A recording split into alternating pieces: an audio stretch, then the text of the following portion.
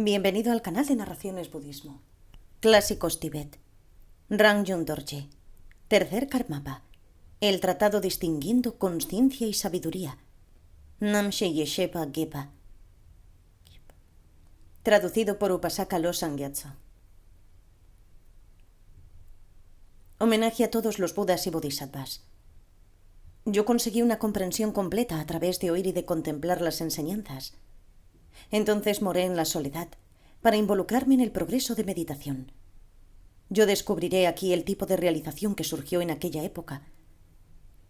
Están aquellos que creen que los tres reinos, el del deseo, el de la forma y la sin forma, y todos los seres son una creación que surge de ellos mismos, de otro, de ambos, o sin causa. Están aquellos que afirman que existe un creador, Ishvara, Brahma, Shiva o Vishnu, o que hay átomos externos, o una materia imperceptible verdaderamente existente, la cual ha creado a la persona y al mundo. El insuperable, el omnisciente, ha enseñado que todos esos tres reinos son solo mente. No son nacidos a partir de ellos mismos, ni a partir de aquello que es otro, ni de ambos, ni de la ausencia de una causa. Todos los fenómenos surgen a través de la interdependencia. Todos ellos son vacíos por su propia naturaleza. A nivel último, libre de ser uno o múltiple. A nivel último, libre de ser falsedad o verdad. Son como el reflejo de la luna en el agua y demás. Tras haber conocido esto, el Buda lo enseñó a los seres.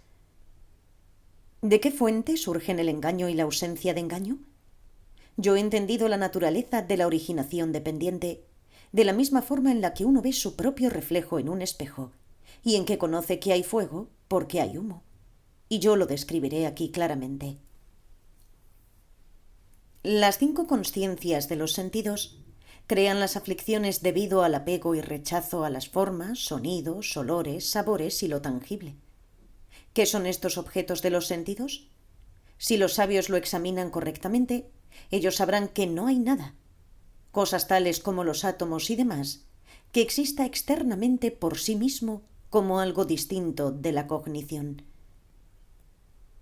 Si la substancia de esos objetos de los sentidos fuera completamente distinta de la conciencia, no podrían ser una sola entidad.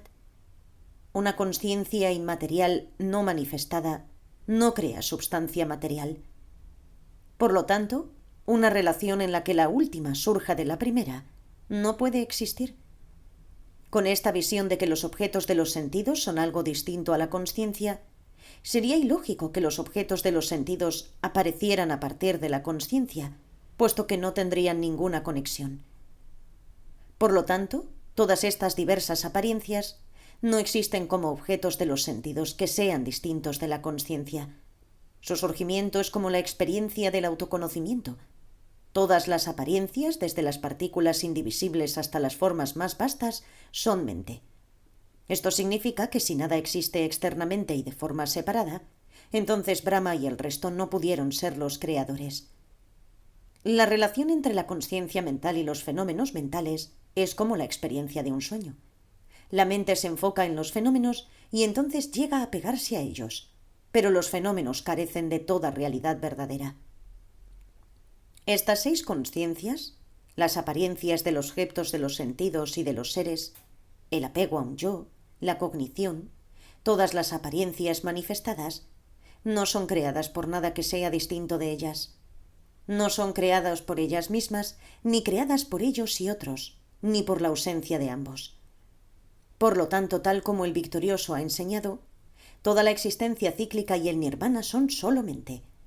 Las causas, condiciones y la interdependencia han sido enseñadas por el Buda como siendo las 6 consciencias, la consciencia mental afligida y la base de la consciencia. Las 6 consciencias están dependiendo de condiciones objetivas, las cuales son los 6 objetos de los sentidos de la forma y demás. Sus condiciones primarias son los 6 objetos de los sentidos, los cuales son luminosidad dotada con forma. Ambas, facultades y objetos, surgen de la mente. Esta manifestación de los objetos de los sentidos y de las facultades está dependiendo de un elemento que ha estado presente desde un tiempo sin principio. Aunque una consciencia sensorial percibe un objeto, Sus características particulares son conocidas por el factor mental de la identificación, el cual está dependiendo de la consciencia mental, la mentalidad inmediata y la mentalidad afligida. La primera de estas es inmediata porque es la condición para el surgir y el cese de las 6 consciencias. Ocurre en el mismo número de veces en que se da el surgir y cesar momentáneo de las 6 consciencias. Puede ser conocida por una mente que esté dotada con la unión y a través de las enseñanzas del victorioso. La segunda es un aspecto de esta mentalidad inmediata. Es llamada la mentalidad afligida porque concibe a la mente como un yo, posee orgullo, está apegada al yo, tiene ignorancia y da lugar a todas las visiones destructivas. La mentalidad inmediata, que es instantánea en el cese de las 6 consciencias, es el lugar para el surgir de esas consciencias. La mentalidad afligida es el lugar para las aflicciones. Por lo tanto, la mentalidad tiene 2 aspectos debido a su poder de crear y a su poder de oscurecer. Aquellos con una comprensión superior, el Buda les enseñó el almacén de la consciencia. También fue llamado la base de la consciencia, el lugar de la consciencia y la consciencia que se apropia. Todas las acciones creadas por las otras 7 consciencias están acumuladas, separada e imparcialmente, dentro de ella, lo mismo que la lluvia y los ríos están fluyendo dentro del océano. Por consiguiente, también es llamado la consciencia que madura. Como crea todo, y es la base de la que brotan todas las semillas, es descrita como la condición causal. Sin embargo, puesto que es eliminada cuando son negadas las 7 consciencias, también es llamada la consciencia condicional. Esta base de la consciencia, la cual es la identidad de todo lo externo e interno, es la fuente de todo aquello que debería de ser eliminado. Ha sido enseñado que será destruida por la absorción meditativa semejante a un diamante. Cuando la base de la consciencia es negada, junto con sus oscurecimientos, en ese momento habrá la sabiduría semejante a un espejo. Todas las sabidurías parecen en ella, sin el concepto de mío. Es ilimitada y se posee para siempre.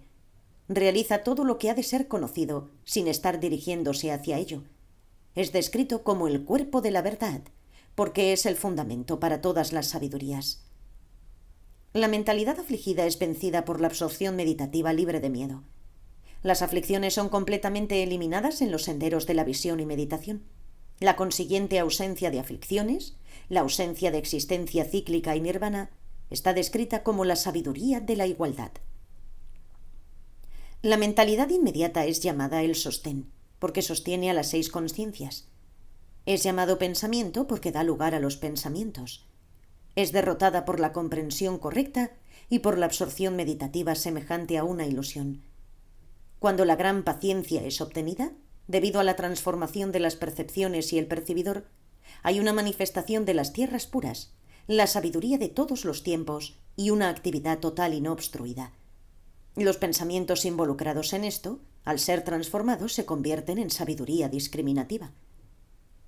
Estas 2 sabidurías de la igualdad y discriminativa son meditación pura, a través de la cual no hay impermanencia en la existencia cíclica y el nirvana.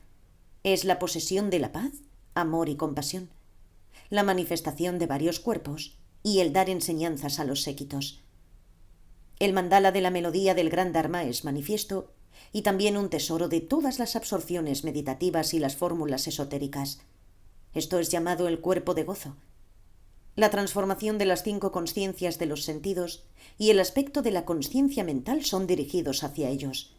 Las 16 sabidurías de la paciencia para con el conocimiento y los aspectos de las 4 verdades que han surgido del pensamiento correcto ven y realizan verdaderamente el significado.